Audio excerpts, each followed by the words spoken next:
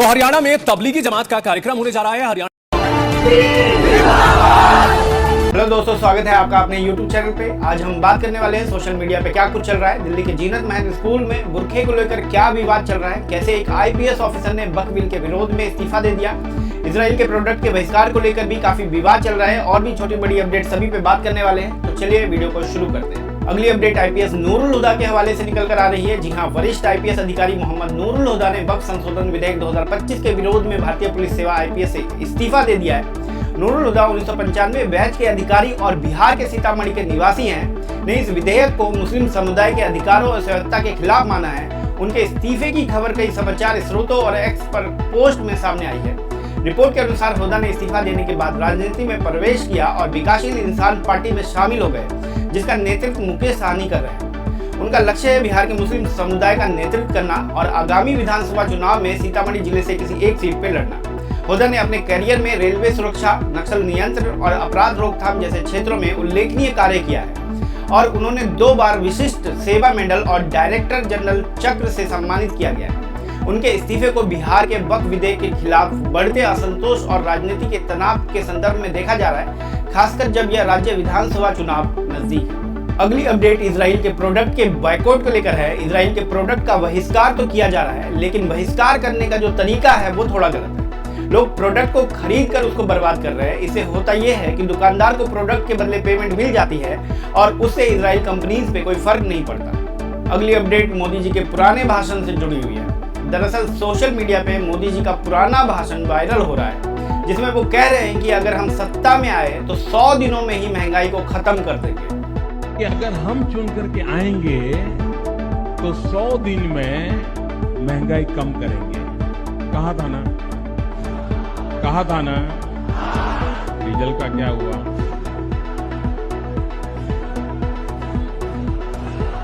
Petrol का क्या हुआ? मित्रों, गैस हो, पेट्रोल हो, डीजल हो, हर प्रकार से महंगाई बढ़ रही है कि नहीं बढ़ रही है? मित्रों, मुझे परमात्मा ने जब बनाया तो उसके जो IT प्रोफेशनल थे, उन्होंने ऐसा सॉफ्टवेयर डाला है कि मैं छोटा सोच ही नहीं सकता।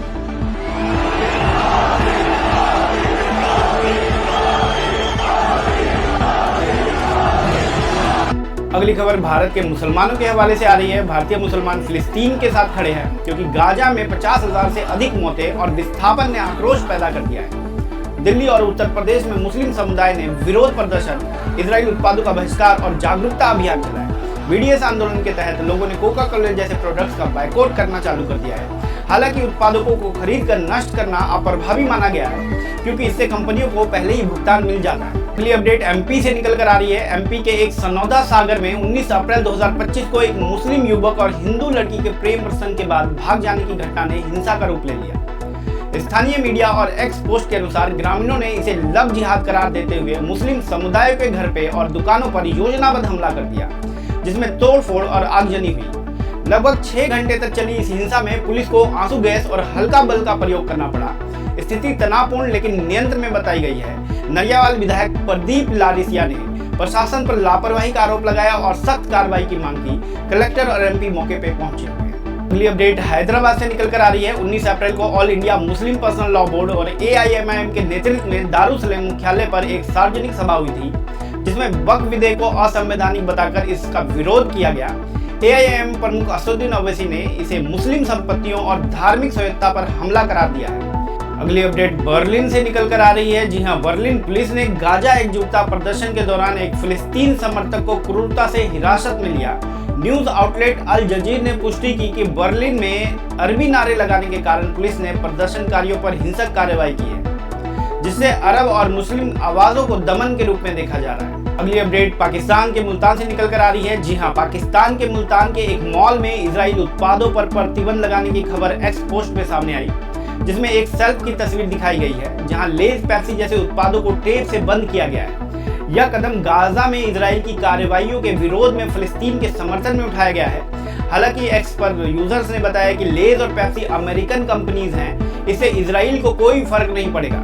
अगली अपडेट अल-अक्सा मस्जिद के हवाले से है। इजराइल मीडिया और कट्टरपंथी संगठनों द्वारा भड़काने के एक नृत्य के रूप में कट्टरपंथी हिब्बू मंचों ने अल अक्सा मस्जिद के विध्वंस और तथाकथित तीसरे मंदिर के निर्माण को दर्शाते हुए एक AI वीडियो जनरेट किया है, जिसका शीर्ष है अगले साल यरूशलेम में।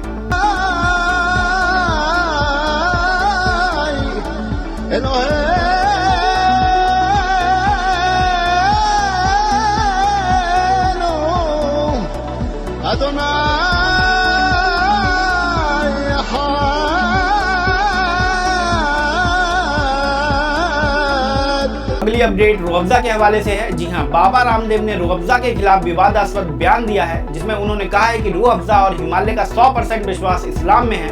वे मस्जिद बना रहे हैं। हिंदुओं को यह समझना चाहिए। यह बयान एक्स पर वायरल हुआ और इससे हिंदू मुस्लिम ध्रुवीकरण के प्रयास के रूप में देखा जा रहा है। ओपी इंडिया के अनुसार रामदेव ने शरबत जिहाद शब्द का इस्तेमाल करते हुए अपने पतंजलि शरबत को बढ़ावा दिया। दावा किया जा रहा है कि रूह अफ़ज़ा की आय से मदरसे बनते हैं। इसकी आलोचना हुई है क्योंकि रूह अफ़ज़ा को बनाने वाली कंपनी हमदर्द ने स्पष्ट किया है कि वे सभी समुदाय को रोजगार देते हैं। सदियों को तो समझना चाहिए ना कि किससे सनातन का गौरव बढ़ रहा है और किससे इस्लाम का गौरव बढ़ रहा है। अब इसको लेकर के भी किसी को पेट में दर्द होता हो तो होने दो, जो सर में जिहाद है सो है। अगली अपडेट एक जर्नलिस्ट के हवाले से है। गाजा के जाबाज पत्रकार अनस अल शरीफ हर दिन अपनी जान हथेली पर रखकर तबाही और जुल्म की दास्तान कैमरे में कैद कर रहे हैं। उनकी रिपोर्ट देखकर रूह कांप उठती है, लेकिन दुनिया खामोश है। इंसाफ की सारी अदालतें अमेरिकी और इजराइल साजिशों के फंदे पर लटक चुकी हैं, फिर भी अनस डटा हुआ है क्योंकि वह चाहता है कि कल को कोई ये ना कह सके कि हमें इसका इल्म नहीं था।